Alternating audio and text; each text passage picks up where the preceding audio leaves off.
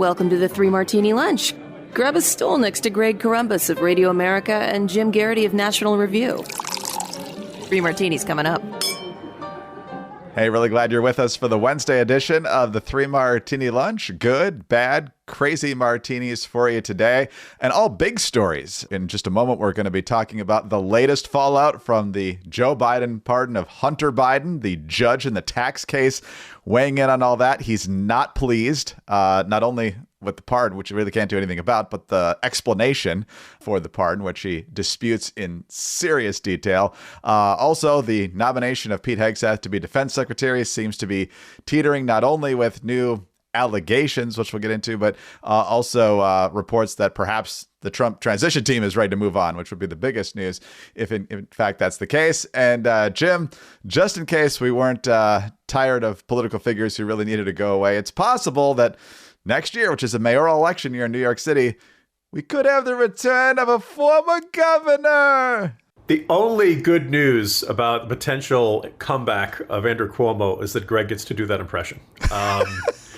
Greg, it is that time of year where we start thinking about that very special event many years ago where a pregnant woman, it was in a very tense situation, but in the end, that Nakatomi Corporation employee did not give birth during the hostage crisis of 1988. I'm talking, of course, it's that special time of year, Die Hard season, and also known as Christmas season. The theme running through all of today's topics, everybody's on the naughty list. Omaha steaks. Omaha steaks would be a very good thing for someone on your nice list, whether it's you, whether it's someone in your immediate family, which you would also benefit from, let's be honest, but also anyone you know that loves great steaks, loves great burgers, or anything else that Omaha Steaks has to offer. And here's the best part. Right now, you can save 50% site-wide at omahasteaks.com during the Christmas gift buying season, plus get an extra $30 off with the promo code 3ML. The steaks are on the menu this week. I can't wait to talk about that later this week because I know they're going to be absolutely amazing because they always are. They also will give you fantastic spices and other tips for how to do it. But of course, it's up to you. Mrs. Columbus always does a fantastic job. And even if it's not the burgers or the steaks, which you should want, they also have seafood, chicken, wine, sides, desserts, and everything else you could want in an Omaha Steaks box. So visit omahasteaks.com and save 50% off site-wide during the Christmas gift buying season. Promo code 3ML. That's 50% off at omahasteaks.com and an extra $30 off with the promo code 3ML. Minimum purchase may apply. All right, Jim, on to our good martini. And the good martini is the district court judge's reaction in California to Joe Biden's pardon of Hunter Biden, which includes the case where Hunter Biden pleaded guilty to tax charges instead of going to trial, unlike the gun trial in Delaware, where he was actually convicted.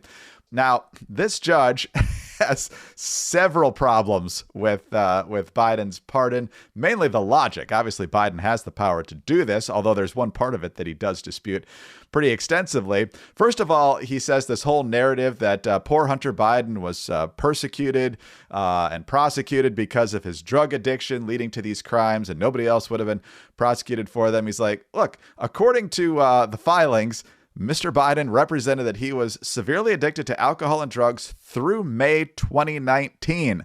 Upon pleading guilty to the charges in this case, Mr. Biden admitted that he engaged in tax evasion after this period of addiction by wrongfully deducting as business expenses items he knew were personal expenses, including luxury clothing, escort services, and his daughter's law school tuition.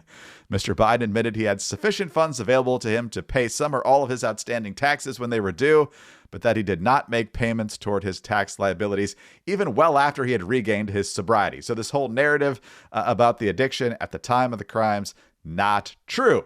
Then there's the other thing, Jim, that the judge, Mark Scarsi here, which every mainstream media outlet is pointing out in the first paragraph, is a Trump appointee, says, you keep talking about how this case was unfairly prosecuted. It was overseen by your attorney general and a special counsel who was a U.S. attorney that you kept in place. And so he's saying, in the president's estimation, quote, this legion of federal civil servants, the undersigned included, are unreasonable people. And finally, he thinks the fact that the pardon included several hours on December 1st that absolved Hunter Biden of any crimes after the pardon was issued was unconstitutional. Obviously, he still has to make the case go away because Biden's got the power. But Jim, what do you make of the judge's rant here? Look, we had talked about this earlier in the week, but I felt like this deserved its separate attention because we didn't talk about so much the aspect that the number of FBI agents, federal law enforcement, and U.S. attorneys, they did their jobs in this case. And very few people in federal law enforcement love the idea of going after a powerful politician or a member of his family. Because you're going to get accused of being partisan hacks. You can dot every I, you can cross every T, you can do everything just right, and you're still going to get denounced, right? This is almost all downside, no upside, but the job's got to get done. And in this case, everybody did it. They convinced a grand jury, and then and then Hunter Biden pled guilty on the tax charges, and then the jury convicted him on the gun charges, right? So everybody did what they're supposed to do. The system did work. Now, Joe Biden wants you to believe that all of a sudden over the weekend, it dawned on him that everybody involved in this had a partisan axe to grind and was only doing this because of pressure from the Republican Congress. That's absolute nonsense. Because the entire time, Joe Biden was saying the system worked. I will abide by the judgment of he kept saying, you, the American people, should have faith in the justice system. You should not believe this nonsense being spewed by my opponent and then former opponent, Donald Trump, that the Department of Justice operates with a partisan axe to grind and that the whole system is rigged and everything's biased. And then, Sunday night, Biden comes out and says, oh, by the way, the system is biased, the system is rigged, and you should not trust the U.S. justice system. This judge should be spitting hot fire over this. And I just this is this continuing and again, besides the right up there on this podcast with way to go, Nevada, is basically Dennis Green. They are who they thought they were. Joe Biden is who he thought he was. But think about it. Remember during his testimony where he said that the special counsel had brought up his son? And then, he's like, how dare he bring that? And he goes to this high dudgeon in front of the television cameras. And then you go to both the transcript, and all of a sudden it's like, oh no, Biden himself brought it up. It was not, Robert Hur's the special prosecutor, Ben Hur, different guy. Great chariot races. But anyway, Biden has, it's not just that Biden lies a lot. Biden has no problem lying about political prosecutors and people, and stuff that gets contradicted by the written record. Right? Now, some of that's senility and bad memory, but in this case, I think Biden, I think he walks around with a sense of perpetual victimhood. He walks around with a sense of his son is perpetually in victimhood. And again, listen to Chuck Todd talking about Hunter Biden getting his brother Beau's widow addicted to crack. Right? Chuck Todd is not some foaming at the mouth, bomb thrower. Chuck Todd does not want to go out and say, hey, it turns out the president's son is a real creep. But that's, these are the facts. This is in their own biographies and stuff. It's not we're accusing Hunter Biden of smoking crack every 15 minutes. That's how he phrased it in his own autobiography. Oh, by the way, which covered the period where he said on a federal forum, no, I'm not addicted to any drugs. Good for you, Your Honor. Biden can't get enough grief about this.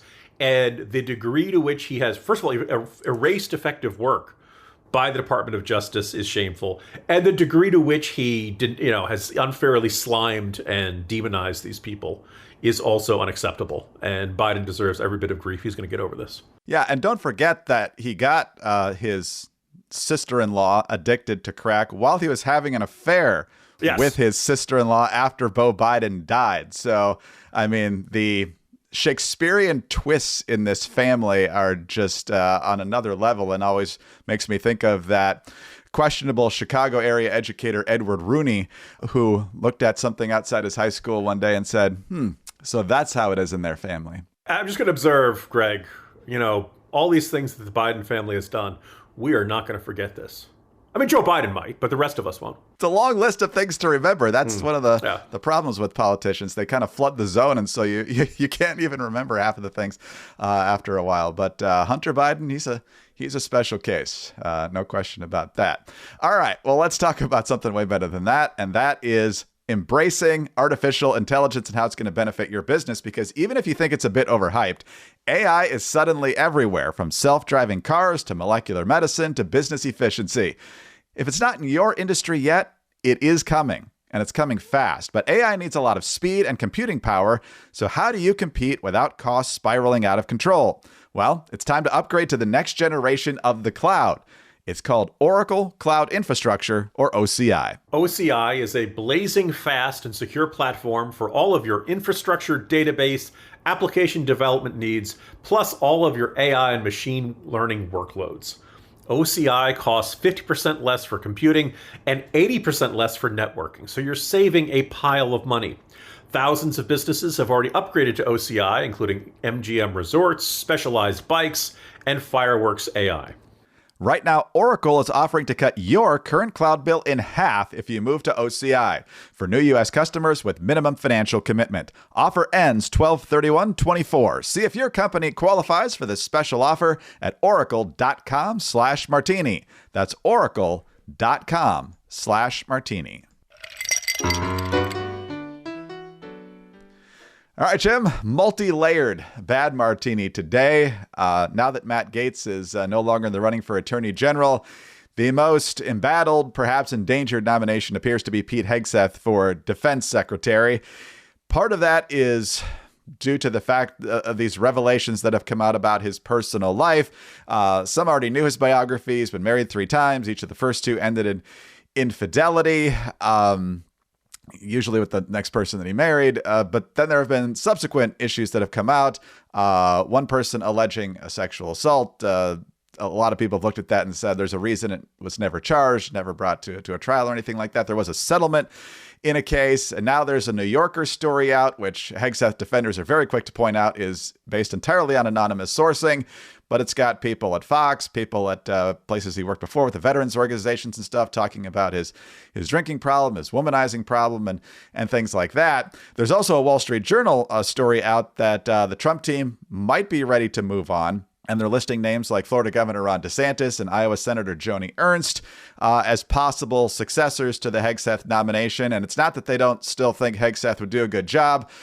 But as is many times the case in politics, Jim, it's no matter how bad you've done something or how bad you've acted, in politics, perhaps the more difficult thing to overcome is not telling the person who's sticking their neck out for you about these things before they blow up publicly. So what do you make of where we stand and what's ahead? There are the older allegations, and I feel like there have been 3 big ones that have come out in the last 72 hours or so that I think are really causing heartburn, really among Republican senators. It's not, Democratic senators only have 47, if they all stayed unified, votes to stop this. Jane Meyer writing in the New Yorker. That's about when Hegseth was president of Concerned Veterans for America.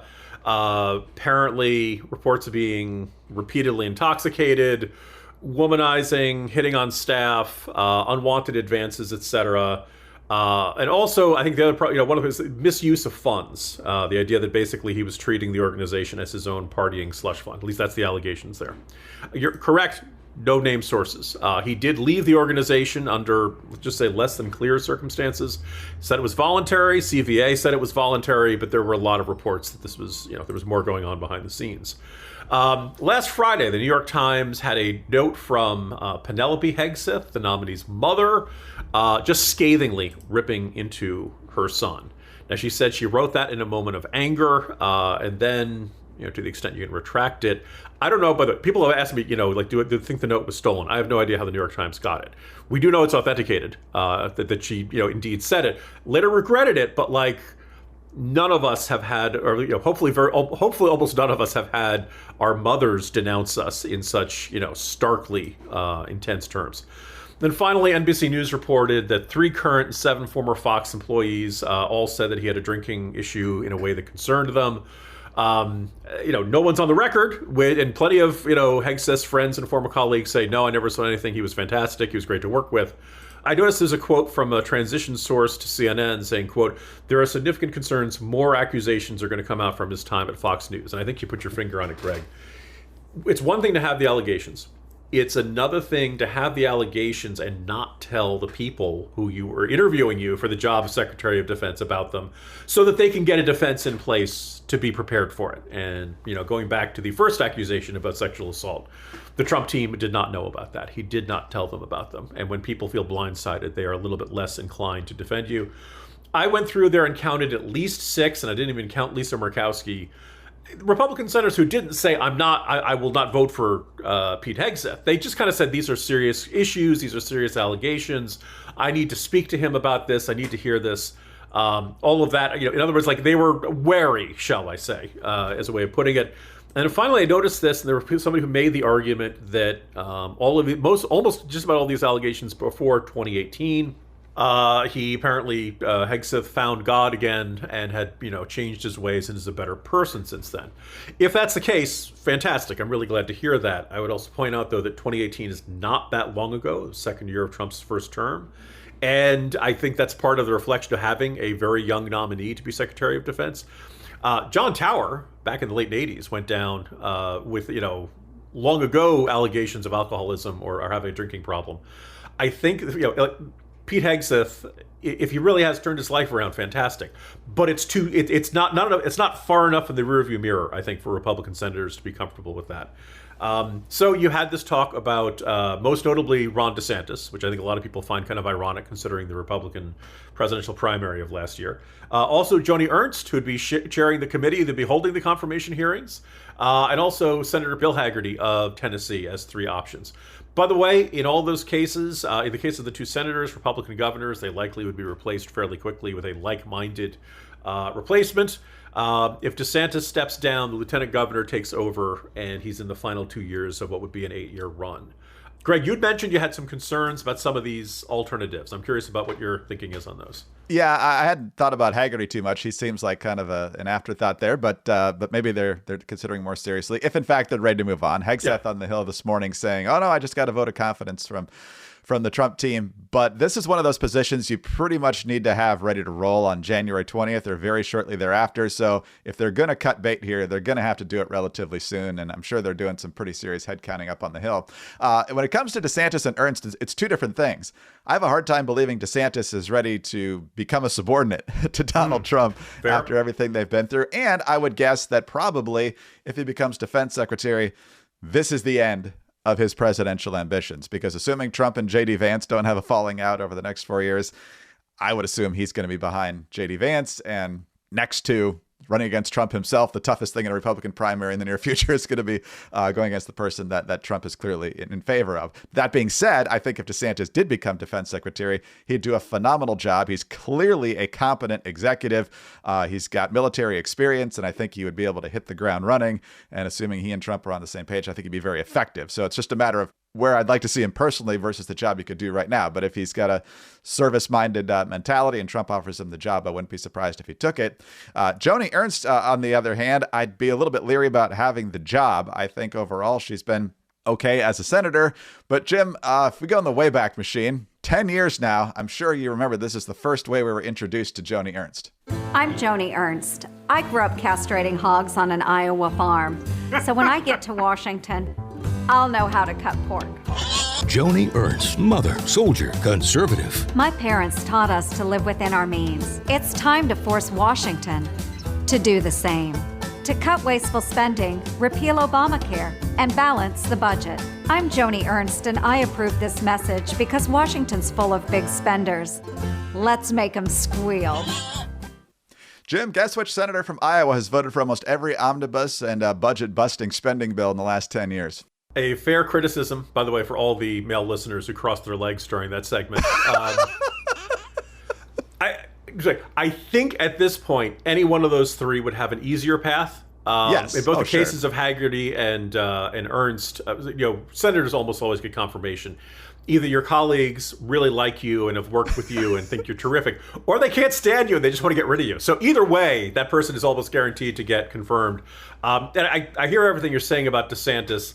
As I mentioned to a person on X, I've fallen out of the habit of calling it Twitter.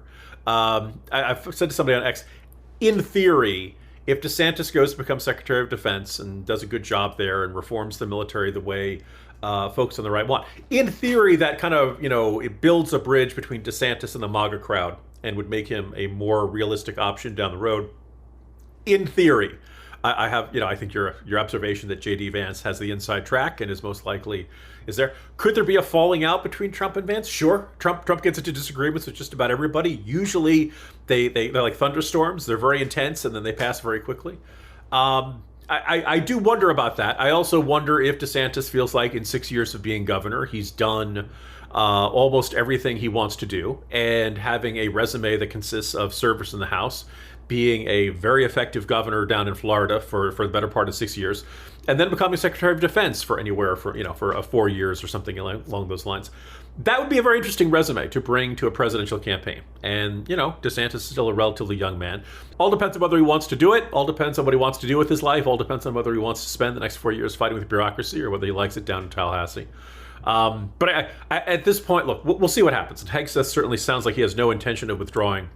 But those Republican senators do not look enthusiastic. And I think the prospect of any one of those three I should point out, there was also a mention of Elbridge Colby, a very knowledgeable wonk who is very serious about the pivot to Asia, was also getting some buzz about this. So we'll see how it shakes out. I don't think you can say that Hegseth's nomination is toast, but the bread's getting a little browner than it was earlier. I mean, he'll be in the fight until they tell him he's not in the fight anymore. It's not going to be Hegseth that pulls it, although if publicly it will be, but it won't be. Yeah. It won't be his decision ultimately if they decide to bag it. But yeah, I think DeSantis would probably be much more effective in that approach to streamlining the Pentagon. You obviously want it to be the most lethal fighting force, the whole peace through strength Reagan idea of being such a strong military that nobody ever wants to mess with you.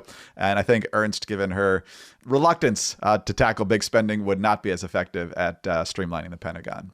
Boy, after this story, it's kind of hard to do a lead into this one, but Z-Biotics, look, responsible drinking is very important. You want to drink responsibly, and if you don't, it can come back to haunt you. And so before you go out drinking, take Z-Biotics first, because you will feel better the next morning than if you don't take it. Greg, this might be the best match of a sponsor and topic in the history of this program. Z-Biotics pre-alcohol probiotic drink is the world's first genetically engineered probiotic. When you drink, alcohol gets converted into a toxic byproduct in your gut. And it's this byproduct, not dehydration, that's to blame for your rough next morning. Z-Biotics pre-alcohol produces an enzyme that breaks this byproduct down. So just remember to make Z-Biotics your first drink of the night. Drink responsibly, as I'm sure you always do, and you'll feel your best the following morning. As I've said many times, I've got a colleague at Radio America who was very responsible, knew his limits, and usually woke up the next morning feeling fine. Then as he got older, not so much. So he tried Z-Biotics and he was right back feeling great the next morning. Go to zbiotics.com/3ml to get 15% off your first order when you use 3ml at checkout. Z-Biotics is backed with 100% money-back guarantees, so if you're unsatisfied for any reason, they'll refund your money, no questions asked. Visit zbiotics.com/3ml and use the code 3ml at checkout for 15% off. Thank you, Z-Biotics, for sponsoring this episode and our good times. All right, Jim, on to the crazy martini now. And this is also the subject of your latest column for the Washington Post. And because our politics are what they are, some people just never go away. That's really been an issue in politics for a long time. But some people, especially when they collapse in scandal, you just kind of hope they learn their lesson, maybe go make some money in the private sector. Just leave us alone. We don't want to have to deal with you anymore. Some people, though, can't take that hint. And one of them is former New York Governor Andrew Cuomo. Yeah, he's the guy that was forced out of office after being the darling of the Democrats, the counter to Trump's reckless COVID handling. Andrew Cuomo was spotlighted by the media, including his own brother at CNN and many others, as the responsible and accomplished leader on the Democratic side. But then I think it was 2021 where everything came crumbling down. The nursing home scandal, which he and the media desperately tried to cover up, but COVID patients being forced into nursing homes being forced to take them, and then the numbers of other residents who died. The thing that, of course, got him shoved out of office was the sexual harassment and the groping and those stories piling up one after the other.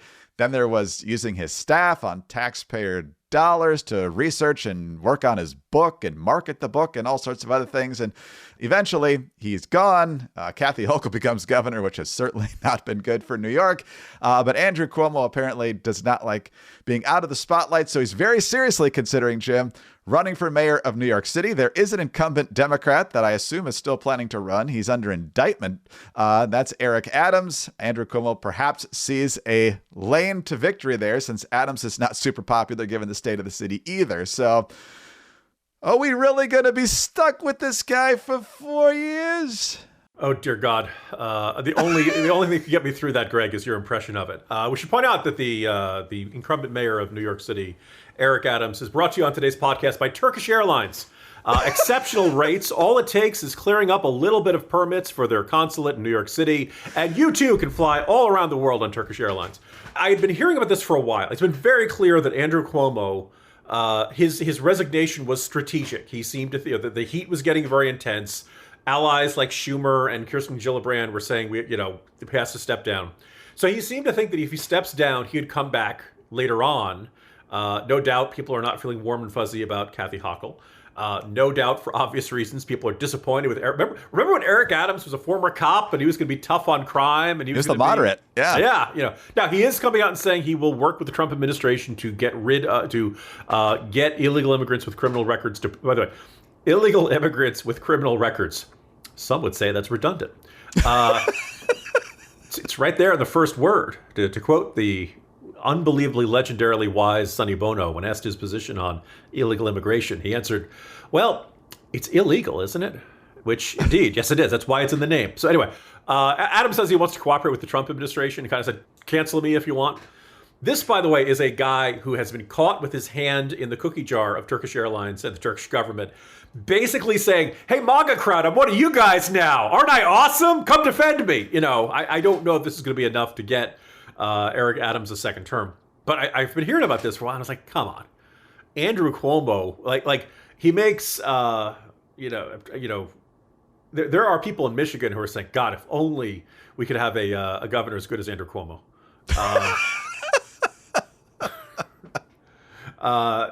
Blagojevich is like, man, that guy's corrupt. He's got problems, right? So I go down in today's column in the Post, just like you and I would argue the COVID stuff and the nursing homes. That's why he should have been, forget resignation, impeached. He should have been driven out of office. He should not have been given the option of quitting.